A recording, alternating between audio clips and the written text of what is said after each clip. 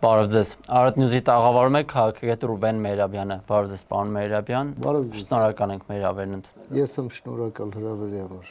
Պարոն Մեհրաբյան, իշխանությունների եւ հոգեվոր դասի միջև լարվածությունը տեսականորեն դեռևս շարունակում է ավելի լարվել, բայց պարզ է, որ այս ամենը նոր չի սկսվել ու կաթողիկոսը կամ մայրաթոռը որևէ կերպ չեն արձագանքում տեղի ունեցողին վարչապետի պահանջներին, ինչպես կմեկնաբանեք իրավիճակը։ Սա ոչ թե իշխանությունների եւ եկեղեցու կամ Նիկոլ Փաշինյանի եւ Գարեգին II-ի միջև ինչ-որ հարաբերությունների հարց է, սա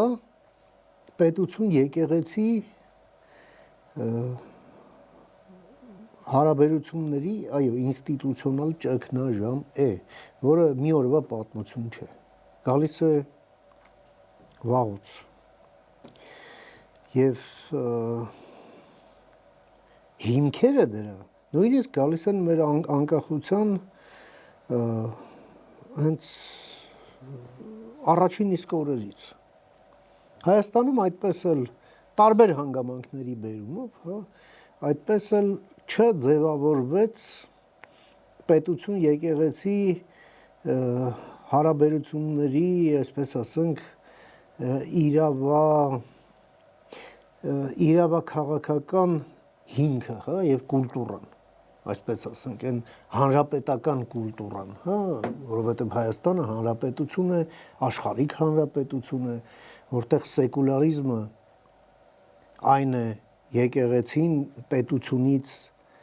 անջատ լինելը, եկեղեցին կրթությունից անջատ լինելը սահմանադրական նորմ է, այսինքն այն եվրոպական սեկուլարիզմն է մեր, բայց դա ընդհանրապես հռչակված նորմ որպես, բայց գործնականում տարբեր հանգամանքների բերումով այդ նորմը այդպես էլ չի պահպանվել, հենց անկախության սկզբից էլ ամենայն հայոց կաթողիկոսներ երջանկահիշատակ Վազգեն Առաջինը, որն ուներ անվերապահ հեղինակություն Հայաստանում եւ Հայաստանից դուրս, ընդհանրապես հայության մեջ, ավելին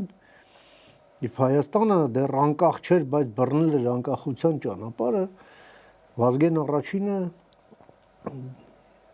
կանգնեց այդ գաղափարի կողքին եւ դարձավ այդ գաղափարի կրողը։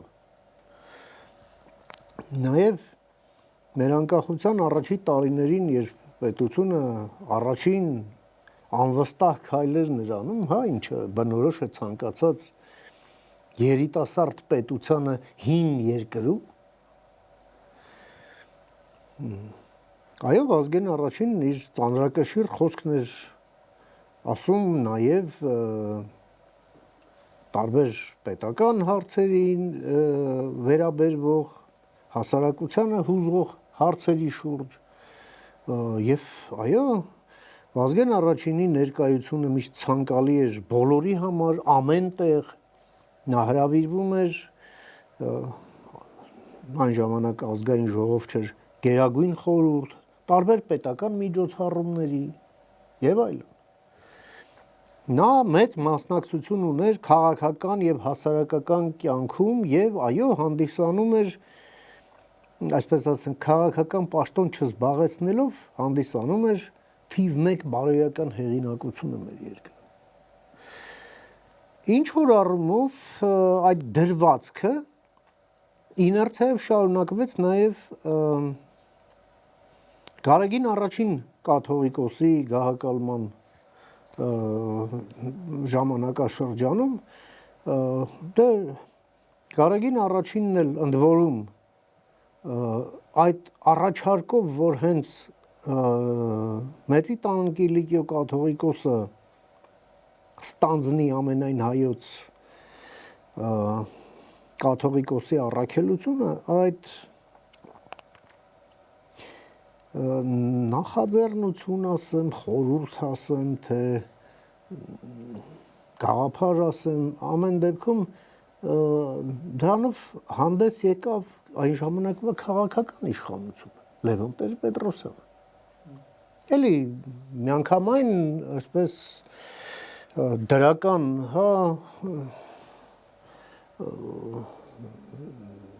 նկատառումներից ելնելով այն է 50-ականներին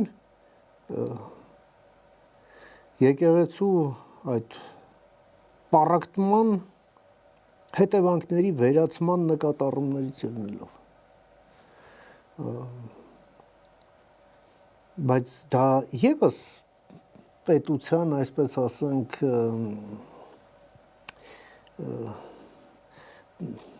միջամտությունները դերակատարում էր եկեղեցական կյանքում։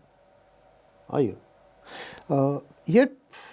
արդեն եկավ 99-ի հոկտեմբերի 27-ը, այո,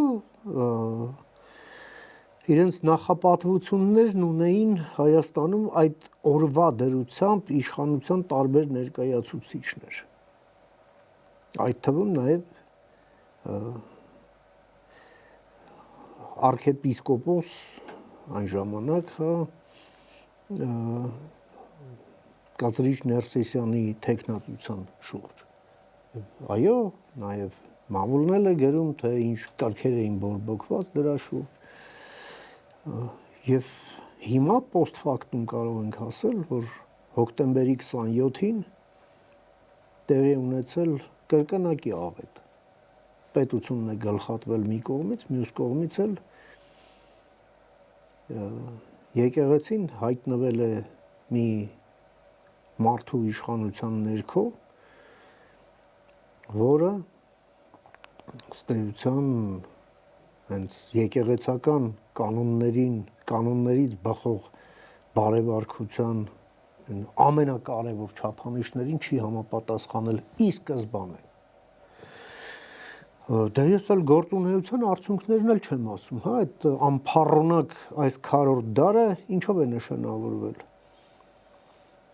Նախ Հայաստանում ձևավորվել էր կրիմինալ դիկտատուրա եւ այդ կրիմինալ դիկտատուրայի համակարգի անբաժանելի մաս էր դարձել եկեղեցին, որը օրհնում էր բոլոր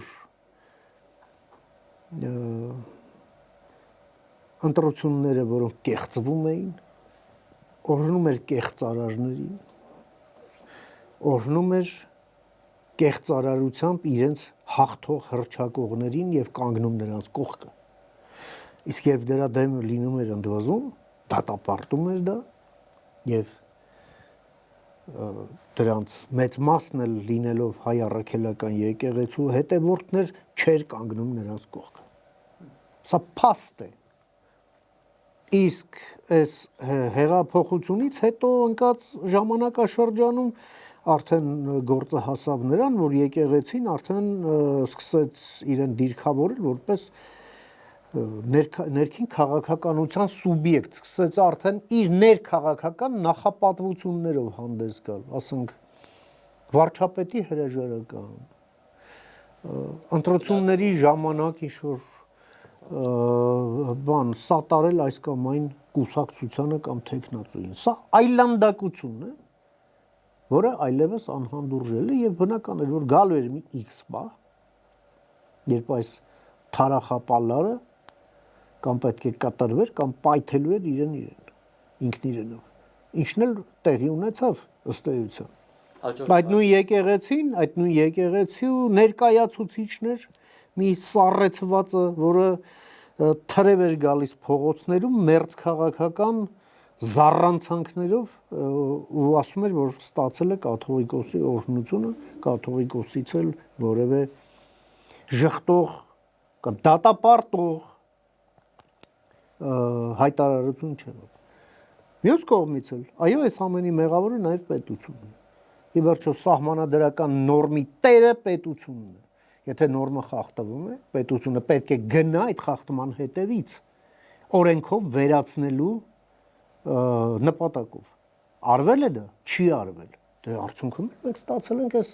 ճգնաժամը, որը կրկնում եմ ոչ թե այն բանի մասին է, որ մեկը մյուսին չի սիրում, հա, կամ մեկը մյուսին ինչ որ անհաջող բառով է կամ բառ օգտագործելով է բնորոշել։ Չէ, դրա մասին չի։ Սա ճգնաժամ է, համակարգային ճգնաժամ, եւ այո, մեր պետությունը թևակողում է իր զարգացման մի նոր փուլ եւ այդ փուլից պետք է դուրս գա այս հարցը լուծած այն ձևը, որ լուծման արդյունքում ուժեղացած դուրս գա սրանից թե պետությունը, թե եկեղեցին, թե հասարակությունը եւ շարժվենք առաջ։ Սա է տարբերակը։ Ուղիղ 1 տարուց ընտրություններ են, գուցե իշխանությունները հաշվի առնելով Բագրատ Գալստանյանի նախորդ տարվա այդ փորձը, որը ինչ որ զանգված կարողացել էր գեներացնել, փորձում է եկեղեցու դերը նվազեցնել ընտրությունների հնարավոր արդյունքի վրա։ Իսկ ազդեցությունը Խորի եկեղեցին պետք է զրոյական ազդեցություն ունենա որևէ ընտրության ընթացքի արդյունքի վրա։ Սա սահմանադրական նորմ է, ռեմաս։ Եթե պետությունը նման նպատակ է դրել, դա դրել է ուշացած, բայց սա այն դեպքն է, երբ լավ է ուշ, կամ ավելի ուշ, կամ երբեք։ Հետևաբար, այո, պետությունը պետք է իր պարտականությունը կատարի այստեղ, իսկ եկեղեցին պետք է մնա իր ֆունկցիայի շրջանակներում։ Մնացածը շահարկումներ են։ Եվ ոմանք էլ ասում են, որ պետությունը միջամտում է եկեղեցու գործերին, հա, եւ ինձ համար խիստ ցավալիորեն առաջին նախագահը դա մի բան էլ կոչում է հակասահմանադրական։ Սա խիստ ցավալի է, որովհետև առաջին նախագահն վայել չէ այս կոնֆլիկտի ճգնաժամի վերևում դիրքավորվելու փոխարեն համերաշխություն հայտնել այս կոնֆլիկտի կողմերից մեկին, ընել սխալ կողմին, հա, հայտնվելով պատմության սխալ կողմում չի կարելի։ Կաթողիկոսին, որին ինքը չէր ընդունել մարտի 1-ին։ Մեկ, երկրորդը։ Այս ամենը գալիս է նրանից, որ այո, իր սահմանադրական շրջանակներից եկեղեցին դուրս է եկել ընդ որում այլևս անընդունելի ձևով, եւ դա հակասահմանադրական չի, իսկ դրա մասին խոսելը հակասահմանադրական է։ Այս ինչ տրամով բան։ Էլ չասենք, որ հենց կարեկին բներ օրհնել համադրական կարգի տապալման մեջ մեղադրվող երկրորդ նախագահի ընտրությունը։ Այո, մեկ, իսկ նույն իր ենթակա արքեպիսկոպոսն էլ առանց ամաչելու պատմում է, թե ոնց է կոչ արել, ինչ մի ծանոթ գեներալ չունեք, ռազմական հեղաշրջում անեիք։ Ու դրա հետևից պետությունը չի գնում, հասկանում եք։ Ոնց թե։ Բացեք քրեական օրենսգիրքը մեջ է հոդված կա դրա հետ կապված, թե ինչա հասնում դրա համար։ Էս ինչ է կանում։ Մեր պետության մեջ այո ժողովրդավարություն է, այո խոսքի ազատություն, այո օրենքի գերակայություն։ Ուրա։ Որովհետև առանց օրենքի գերակայության պետությունը վերածվում է անշուն գեղի, հա, որտեղ ամեն լածիրակ անփետ ման է գալիս, ինչը անթույլատրելի է եւ մահացու այդ ժողովրդավարության համար։ Եթե չի լինում օրենքի գերակայություն, ապա այդպիսի ժողովրդավարությունը վերածվում է գոմաղբի պարարտանյութի ապագա բռնապետության համար։ Սա է պատմության դասը։ Չի կարելի սա թույլ տալ, սա վտանգավոր է։ Ես տեսա որոշ հոգևորականներ, նաև ընդդիմադիր ձեզ հայտնի շրջանակներ կարծում եմ, ասում են, որ Նիկոլ Փաշյանը փորձելու է եկեղեցում արյուն թափել, սա պատերազմ է։ Ինձ հայտնի, ես այդպես շրջանակներ չգիտեմ, չեմ էլ ուզում իմանալ, բայց Չուզեցի եթերը մեղտրել նրանց անունը։ Հասկանալի է, բայց գիտեք ինչ, մեր մոտ մենք խոսում ենք ճգնաժամից, չէ, եկեղեցի պետություն հարաբերությունների, մեզ մոտ մի ճգնաժամ է, լրջագույն ճգնաժամ կա, հա, խոսքի պատասխանատվության ճգնաժամ, հա, ով ինչ ասեք, բերանից շաղ է տալիս առանց պատասխանատվության եւ առանց իրեն հաշվի առանց իրեն հաշիվ տալու։ Սա այս հայտարարությունները այդ նույն դասից են։ Ինչ է նշանակում եկեղեցում արուն թափել։ Արուն թափողը դուք եք, արուն թափող օրհնողը դու եք։ Ելով եք դուք։ Ու նոր արյան այդ ռազմական հեղաշրջումը առանց արյան ալինու։ Դրա կոչանողն եք դուք։ Եվ նրանց կողմնակիցներն էլ նրանց հետ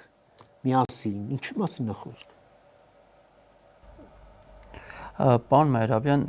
ըստ ձեզ հոգևոր իշխանությունը հետ պատերազմական երկրում ինչպիսի դեր պետք է ստանձնի։ Օրինակ ես չեմ հիշում որևէ դեպք, որ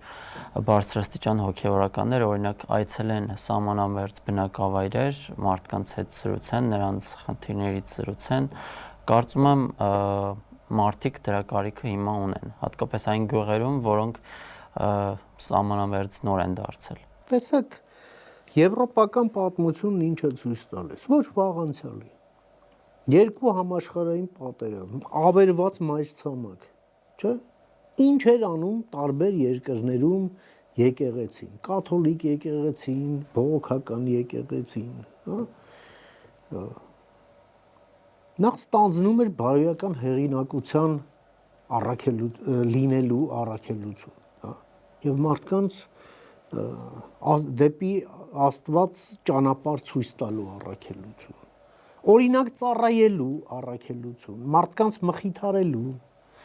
ծառայություն, հա, եւ մարդկանց մեջ այդ մարդկանց հուսալքությունից հանելու ծառայություն եւ առաքելություն։ Այս ամենը պետք է արվեր ու արվել է, հա, նույն Գերմանիայում, նույն Իտալիայում, որտեղ էլ հենց եւ Վատիկաններ, չէ, եւ կաթոլիկ եկեղեցին, այո, այդ ժամանակ ինչով էր զբաղվում, հենց դրանով։ Այո, ավերված արդեն կոմունիստական դարձած Լեհաստանում նույնիսկ, հա, կաթոլիկ եկեղեցին ինչ հեղինակություն էր եւ այդպիսինն էլ մնաց մինչև վերջ եւ այո կոմունիստական իշխանությունն այնտեղ որևէ ձևով չէր կարող մտնել այն դաշտ, որը արդեն եկեղեցունն էր, կաթոլիկ եկեղեցուն, որը եւ ազատության գաղափարի կրողներ, հա, եւ արդարության գաղափարի կրողներ եւ այո մարդկանց նաեւ այսպես ասենք, այդ ոգու աղբյուրներ, հա, այդ դեպի ազատություն տանող ճանապարհին։ Եվ այո, նաև ստանձնեց այդ առաքելությունը, չէ, երբ Լեհ կարդինալն էլ դարձավ Հռոմի պապ եւ դա լավագույն, այսպես գահակալումներից էր 20-րդ դարի։ Սա շատ ուսանելի պատմություն է։ Նաև հեռու չգնանք նույն Հռոմի պապը։ Կաներեք մի բան էլ ասեմ, սա կաթոլիկ եկեղեցուն, որը պապերի մի հարուստ պատմություն ունի, այդ թվում սարսափելի խայտառակ պատմություն, այդ թվում նաև, բայց նաև փառահեղ մարդկանց, այո, նաև ուժ է գտել այդ ամենից դուրս գալու, հա։ Չգիտեմ, էլ Բորջայա եղել այնտեղ, եւ այլ պատմություններ կան։ Ինչ ասեք, այլանդակություններ, արունապախծություն, էլ մանկապախծություն, ամեն ինչով անցնելուց հետո, բայց այդ ուժը գտել է իր մեջ։ Որում Վատիկանը առանձին պետություն է իր օրենքներով, իր ամեն ինչով, դատարանով, մեկով, մյուսով։ Այո, եւ այդ հարցերը լուծվել են, կրկնում եմ, եղել են աջ եւ ձախ շեղումներ, հազար բան է եղել, բայց հասկանալով այդ ամենի կարևորություն եւ հասկանալով, որ այդ ուսմունքի հետևից, այդ հավատքի հետևից կանգնած է 3 միլիարդ մարդ, դա պատասխանատվություն է։ Ի վերջո, սա միջամտություն չի եկեղեցու կյանքում։ Ինձ որպես հայ առաքելական եկեղեցու հետևորդ հետաքրքրում է մի հարց, Ինձ խաբել եք դուք, թե չեք խաբել։ Դուք սուտ եք ասում, թե սուտ չեք ասում։ Ասում են պիղծ հարց է դա, մենք չենք պատասխանում։ Ներողություն։ Ֆինանսներից դուք հաշվետու չեք, ասում եք ձեր գործը չի, դա պիղծ հարց է, օրինակ։ Չէ, անհաշվետու է ամբողջ ֆինանսական ելումուտը։ Այս ղալատներից հարցնում ենք, էդ էլ ոնց ասացիք, պիղծ հարց, հա։ Պետության օրենքն եք խախտում, մտնում եք քաղաքականության մեջ, հարցնում ենք, ասում եք, ոնց, մեր շարժումը սրբազան է։ Հիմա ինչ կարակ քնգել ձեր դեր։ Սա չի կարելի։ Նախ եկեղեցին դուք չեք, եկեղեցին մենք ենք։ Դուք եկեղեցու սպասավորն եք։ Նույն ձևով, ինչ ձևով էլ։ Պետությունը իշխանությունը չի։ Մենք ենք պետությունը։ Իշխանությունը մենք ընտրում ենք, վարձում ենք եւ վարձատրում ենք շատ որոշակի ժամանակով, ասենք մինչև հաջորդ ընտրություններ, որպես պետության սպասավոր, որովհետեւ իրենց վստահում ենք։ Չէ՞։ Սա նույն քիչ այլ պարամետրերով, բայց նույն սկզբունքն է։ Մենք ենք եկեղեցի։ Դուք սպասավորն եք եւ առաջի հերթին պետության նկատմամբ ես միշտ հարց ունեմ ապրիորի, չէ՞։ Ամեն օր։ Դուք ինձ խաբում եք, թե չէ։ Եվ պետությունն էլ բայց հաշվետվողականություն, չէ՞, չգիտեմ, մամլոյցարայություն, հայտարարագրեր, բաներ, այդ ինչի համար է։ Այդ նրա համար է, որ միշտ ես իմ հարցի պատասխանն ունենամ, դուք ասենք, այս հարցում ինձ խաբել եք, այս հարցում ինձ խաբել եք, այս հարցում ինձ խաբել եք, թե չեք խաբել։ Բայց նրանք էլ են օգտվում պետության տված հնարավորություններից, օրինակ Գարագիմբն դիվանագիտական անձնագիր ունի։ Շատ լավ, նորմալ է, ես խնդիր չունեմ, որովհետև տեսեք հայ առաքելական եկեղեցին մի կազմակերպություն է, որը ներկայացուցություններ թեմերի ձևով ունի աշխարհի 5 մայրցամաքներում, սա գլոբալ կառույց է։ Այո, այդ ներկայացուցիչները, այդ կազմը, հա, պետք է բարևարքության նորմերին համապատասխանի ոչ միայն որովհետև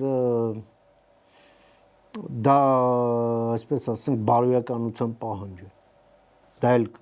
բնականաբար, բայց միայն դա չէ, սա նաև անվտանգության հարց է, որովհետև եթե դուք գաղտնաբար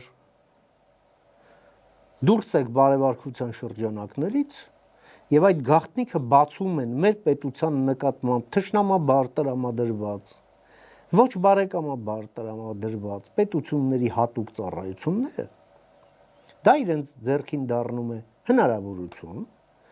շանտաժի ենթարկելու այդ անբարևարք հոգևորականին, հետո հավաքագրելու եւ աշխատացնելու մեր պետության դեմ։ Հասկանում եք։ Եվ երկրներ կան, որոնց հատուկ ծառայությունները տասնամյակների փորձ ունեն, տարբեր, շատ տարբեր ուղղությունների կրոնական գործիչների հենց այդպես հավաքագրել, ծառայեցնելով իրենց շահերին, ընդդեմ շահերի նրանց, ում կոչված են այդ հոգևորականները սպասարկել։ Այ մենք պարտավոր ենք այդ բարևարքության հարցը լուծել, այո, նաև անվտանգության նկատառումներից ելնելով, հենց եկեղեցու անվտանգության հարցն է սա, պետության անվտանգության, հասարակական անվտանգության հարց է սա, որովհետև այո, գլոբալ կառույց է, որի կենտրոնն է Մայրաթոր Սուրբ Էջմիածինը, որը գտնվում է Հայաստանի Հանրապետությունում։ Իսկ ինչ էիք ուզում։ Որն է այստեղ սխալ բան։ Կարող եք ասել։ Եկեք այս անառողջ խոսակցությունները, անառողջ կրքերը, անհաջող բառերը, որոնք էլի գործածվում են, հա։ Այս դնենք դեռ մի կողմ, հա, սրանք ինչպես ասում են, եթերային աղմուկ են։ Եվ էական հարթության վրա հարցը քննարկենք, որովհետև կրկնում եմ, մենք գործ ունենք ճգնաժամի հետ։ Եվ մենք պետք է ճգնաժամին տանք լուծում, որը բերելու է նրան, որ շահած է դուրս գալու թե եկեղեցին եւ ուժեղացած, թե պետությունը, թե հասարակությունը, թե ես, թե դուք։ Այսքան պարոն Մեհրաբյան, շնորհակալություն։ Ես եմ շնորհակալ։